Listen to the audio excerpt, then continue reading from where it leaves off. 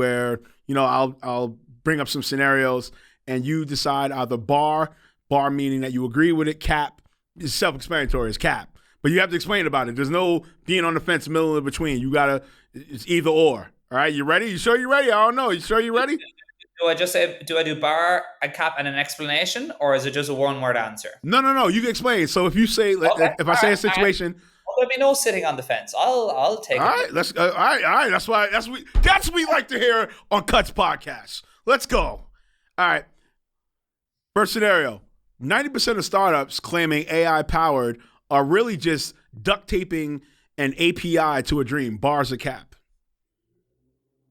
Bar. All right. Speak on the bar. Yeah. It's. I think 90% of startups that is what they're doing. They're using AI in their business, as they should be, but it's probably not a core fundamental part of their business. Now, if you ask me that in 2 years' time, it'll probably be cap. I think most companies that are starting out are fundamentally building it into how their entire system works. Mm-hmm. But right now, I don't think 90% are truly using AI in that way yet, but it's coming. All right, cool. AI won't replace people, but it will replace people who pretend to be busy. Bar's a cap. I think that's a bar. That's 100% a bar. That's a bar. And it's replacing people who are busy. It's replacing people. If anything that's a process that can be replicated, unfortunately, that's what AI does. It can train it, tell it the rules, tell it what to do, and tell it, if this happens, you do that. That's what AI can do better than a human, and it never gets tired and it never calls in sick, right? And it's a lot cheaper, and that's why there's been, unfortunately, so many layoffs from a lot of big companies, is because companies are realizing that we can use this technology instead of the people, and that's only, again, going to continue to rise in certain industries as well. Right. Okay. Restaurant menus change more often than TikTok trends. No wonder humans can't track allergens consistently. Bar's a cap. Productions. We're going productions. Pre-productions. What are we doing pre-productions? That goes crazy. ReemoMeerak brand team. But all right. It's cap because of the way it was. It definitely is not more often than TikTok trends. Right. They do change a few times a year, and that does make it difficult to track. Right. Which is why you need a technology solution that can do it for them, which is what we do. But it's not unless you're like a farm to table restaurant where the chef is going down to the market every morning to buy fresh ingredients and make a new menu every day. Yeah, that's extremely rare. So right. For the most part, a few times a year, not as often as TikTok trends. Right, exactly. The biggest threat to accurate allergy information isn't AI hallucinogens.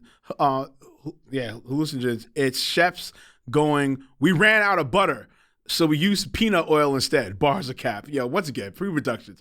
What are we doing here, pre-productions? This is crazy. I think it's bar. Okay. All right. Yeah. Speak about it, Dylan. Why bar? Yeah. I think it's a lot of the times when things go wrong, it is for that exact reason. A small business will run out of an ingredient and they'll send someone down to the shop to buy a replacement, and they'll buy the wrong one. Or they won't have the right one, so they have no choice but to buy the wrong one. And then no one is internally realizing that has a different allergen in it than the last one. And now you serve it to a kid with a peanut allergy and he's on the ground because there wasn't that awareness in place. So we always say the most important thing for any restaurant we work with is training and education of staff, regardless of the documentation, which comes next. But you need to have processes in place to mitigate against this stuff happening. And I think that's a real live example you just gave, that happens. Ooh, all right. So productions. All right, ReemoMeerak brand team. We hit it on the spot. All right. Thank God for the meetings. All right, man. The restaurant industry has more data chaos than almost any other. And AI might be the first thing to actually calm it down. Bar's a cap. Bar. Okay, speak on that bar. It's so fragmented. Data is like different types of data in different platforms where it's structured differently. None of the data sources, the technologies aren't all talking to each other. It's really fragmented is the word I would use. Mm-hmm. And that makes it really hard for restaurant operators, and restaurant operators just want, they want everything to talk to each other so that they can just get the information they want. They they don't. And I think as an industry, there's now moves being made to like make it as easy for the operator as possible. And there's definitely a lot more partnerships and whatnot happening. But AI is definitely a fundamental part that sits in the middle of that will help all these fragmented data sources come together to ultimately help restaurants run their businesses better, which is the objective here. No, that's what's up. I mean, listen, at the end of the day, my creatives, you just have to understand, man. Each field, each industry, what have you, is thinking and constantly thinking about progressively going forward. That's just pretty much the goal at hand. I mean, yes, yesteryear's ways and everything like that, fundamentally sounded good. You know what I'm saying? Fundamentally was the key thing. But now, as we got AI, as we got other technologies, as we got other startups that are looking to reinvent certain things in the cultures of their industries. You know what I'm saying? At the end of the day, it's either you get in with the flow or you don't get in with the flow. Real talk. All right, man. Let's go to the next one. Hold on. Let's see. Right here. All right. These statements are crafted specifically to make. No, sorry. Let's see. Let's go to this one. Foodini. Sorry about that. Foodini isn't just a food tech platform. It's basically the dietary translator restaurants should have had 20 years ago. Bars a cap. Bar. Okay, hey, what's up? Listen, they should have had us 20 years ago, but the technology didn't exist. But it does now. And so like I said, we kind of bridge the communication gap. We make it very easy for restaurants to document their allergy and dietary information, and we make it very easy for the consumer to access that in a personalized fashion for them. So we sit in between the two. And yeah, delighted to be working with more and more every day. All right, that's what's up, man. Foodini supports so many diets that the AI probably knows your food trauma better than your therapist. Bars a cap. Ooh, I don't know. I don't know. It might be cap. I'm just saying. It might be cap. I don't know what you feel. For me, I got to say that's cap. Food trauma, fair, cap. Because we only hear if something goes wrong from the consumer, and we don't really hear that ever when people use our functionality. So thankfully, to date, I think the experience that consumers have had has been extremely positive, and no incidences to report. I think trauma probably goes to the therapist. We avoid that. Right.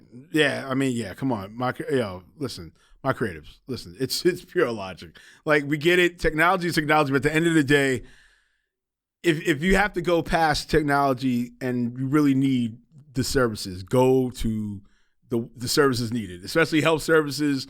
Don't be blaming Foodini. Remo approved over here. Don't be blaming Foodini. Cuts podcast. Listen, we're not telling you blame Foodini. Do not blame Foodini. You understand? All right. Foodini solves one of the biggest hidden problems in restaurants. Nobody has time to keep allergen data updated, but everyone pretends they do. Bars a cap. That's a toe. I think it's a bar for the most part. Right. Okay. And what I want to say about that is there are restaurant groups who are very diligent about this. Because a handful.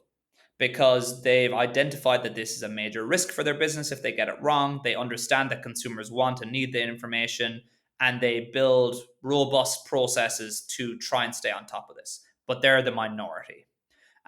For the most part, restaurants either don't document it at all, or they half document it or document at one point in time and then don't keep it up to date and don't have a process in place to keep it up to date.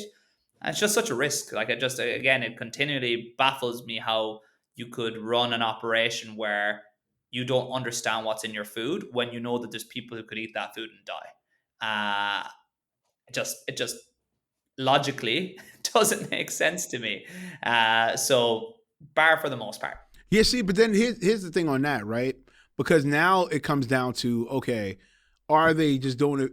I'm not blaming the restaurants, but it comes down to that line of, okay, what are you really doing it for at the end of the day? Are you doing it to make a quick profit, or are you really caring about what you're implementing with your restaurant in the community? You know what I'm saying? In that regard. Yeah.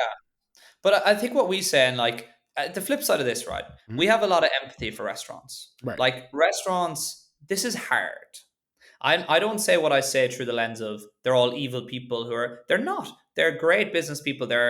Food and restaurants are such a fundamental part of our society, and they're such hard businesses to run. They had such a tough time during COVID and everything. They've been hanging on by a thread as an industry for a while.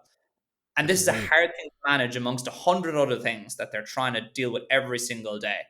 And so what we're really proud of is that we're taking this thing that's really tough and hard for them, and we're making it easy for Right. them to manage and keep accurate and keep up to date and have it exist everywhere where their consumers interact with their menu.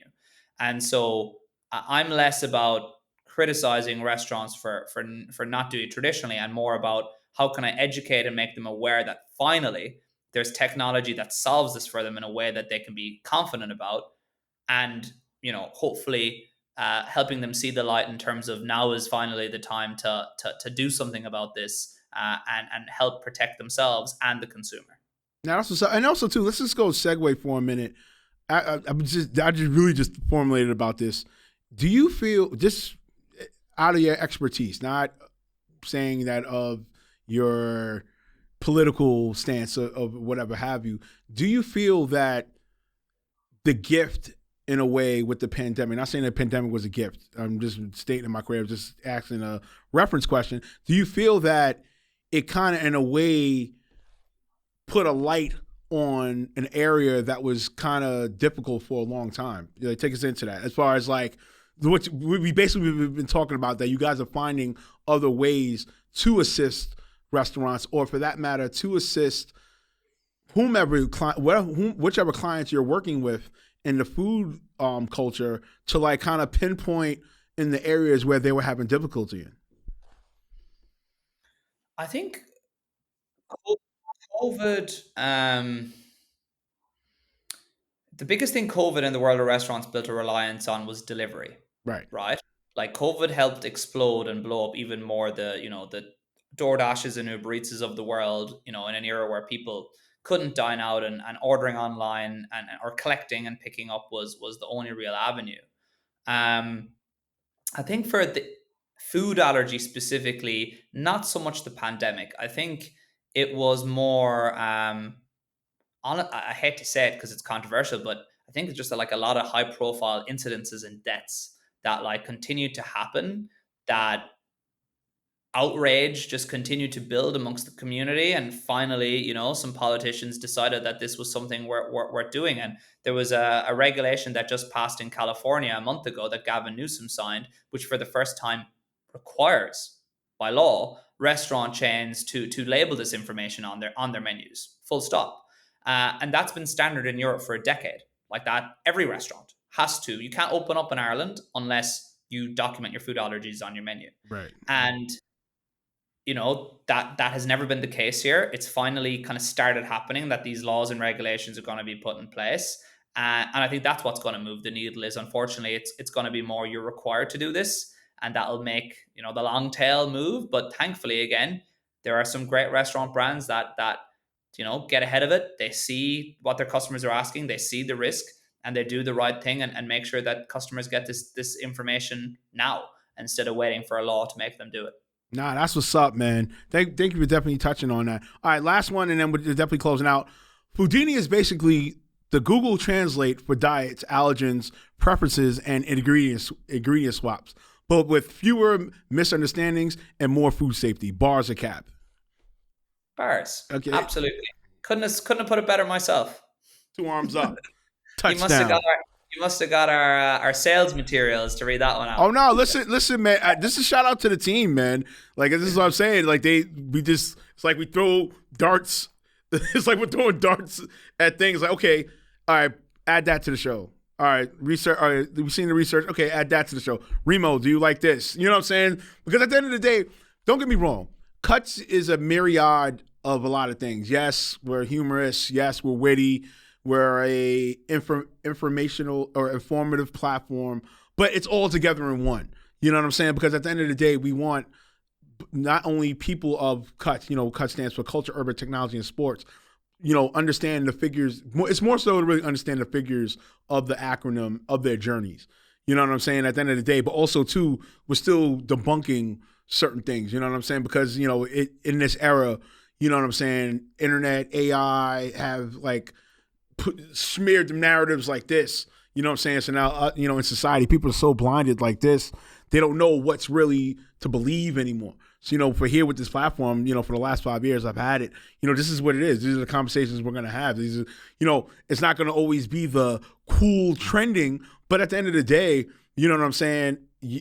Who knows the information that somebody will take from this and go, you know what, yo, Remo, Dylan, yo, this conversation was fire. Or, whomever I talk to here on Cuts, you know what I'm saying? So definitely that's what we do, you know what I'm saying? And like I said, with the production, with the team, shout out to the team, this is what we do. We go through like a week or two, before, the guest comes on, and they just don't, they're asking me or they're emailing me or they're texting me. We're in group chats. They ask me something, do I like it? Is it going to fit my style of the way I talk? You know what I'm saying? It's so many things. So at the end of the day, we appreciate people like yourself that just are willing to come here along the journey of Cuts and just chop it up with the root spray with ReemoMeerak. You know what I'm saying? All right, man. Everything we got a little bit of time, then we can definitely close out. From everything we talked about, bars of cap, which one of the scenarios really like stuck to you the most, or which ones you felt was like really challenging to answer? The one around the restaurant mistakes was a tricky one, because there's like the how often does technology get it wrong versus how often does someone in the kitchen get it wrong. And unfortunately, I think a lot of the time it's human error in the kitchen or in the communication human wise. And when the technology gets it wrong, it's normally because the data that fed the technology wasn't good enough or was incorrect itself. That's what they say: bad data in, bad data out. Your AI can only read data based on the quality of the data. And if you could feed AI the terrible data all day, you're going to get terrible results all day. So that was a